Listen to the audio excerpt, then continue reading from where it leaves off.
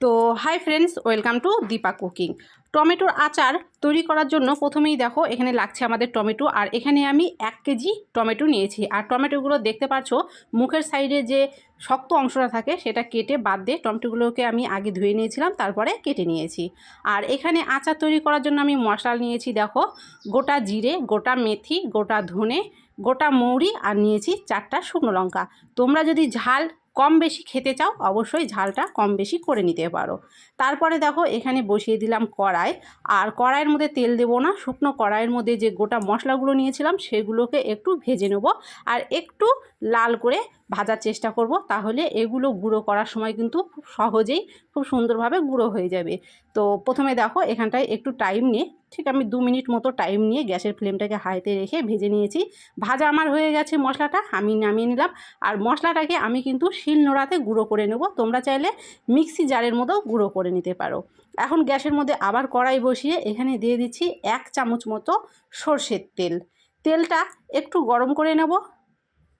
তেলটা গরম হয়ে যাওয়ার পরে আমি এখানে ফোড়নের জন্য দিয়ে দিচ্ছি 5 ফোড়ন। তোমরা চাইলে কিন্তু এখানে কালো সর্ষে ফোড়ন দিতে পারো, আর কিন্তু আমি কিছু ফোড়ন এখানে দিচ্ছি না। ফোড়নটা খুব ভালো করে ভাজা হয়ে যাওয়ার পরে কেটে রাখা টমেটোগুলো এর মধ্যে কিন্তু দিয়ে দিচ্ছি। এখন এখানে দিয়ে দেবো স্বাদ অনুযায়ী লবণ, আর দিয়ে দেবো স্বাদ অনুযায়ী হলুদ।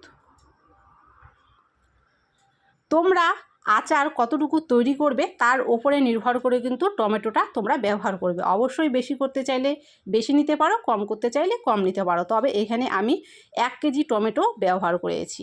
লবণ আর হলুদ দেওয়ার পরে একটু মিশিয়ে নিলাম। এখন এখানে দিয়ে দিচ্ছি সামান্য পরিমাণ একটু জল। বেশি জল দেওয়ার একদমই কিন্তু দরকার নেই, কেননা টমেটো গলে যাওয়ার পরে কিন্তু অনেকটাই জল বেরিয়ে যাবে। এখন এটাকে আমি ঢেকে রান্না করব 5 মিনিট।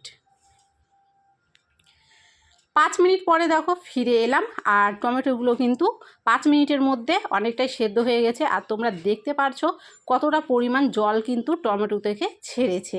আর টমেটোগুলো কিন্তু বেশিরভাগটাই সেদ্ধ হয়ে গেছে। এখন খন্তা দিয়ে টমেটোগুলোকে প্রথমে এইভাবে ভেঙে দেবো।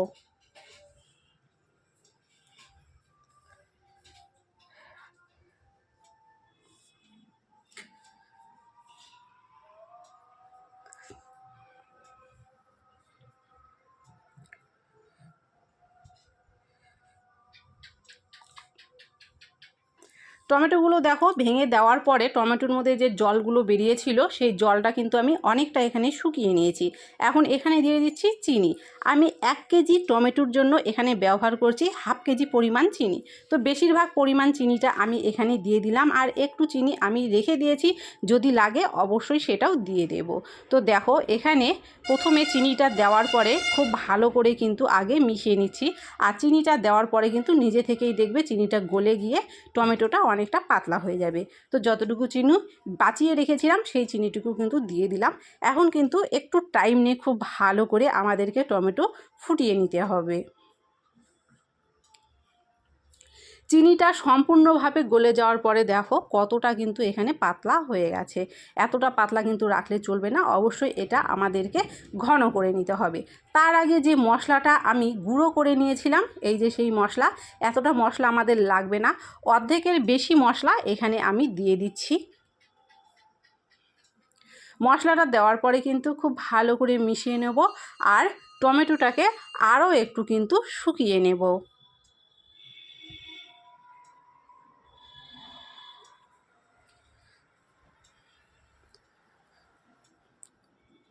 আরও 5 মিনিট ভালো করে ফোটানোর পরে দেখো আমাদের টমেটো কিন্তু অনেকটাই ঘন হয়ে গেছে, রেডি হয়ে গেছে আমাদের টমেটোর আচার। এখন একটু ঠান্ডা করে নিয়ে আমি তোমাদেরকে দেখিয়ে দিচ্ছি আজকের টমেটোর আচার দেখতে কেমন হয়েছে।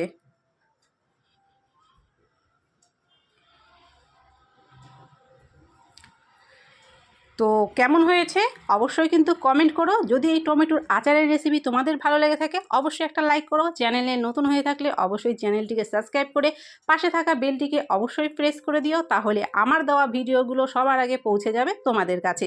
ভিডিওটা ভালো লাগলে অবশ্যই লাইক করো, চ্যানেলটিকে সাবস্ক্রাইব করো, আর ভিডিওটাকে সকলের মধ্যে শেয়ার করে সকলকে দেখার সুযোগ করে দিও। সকলে ভালো থেকো।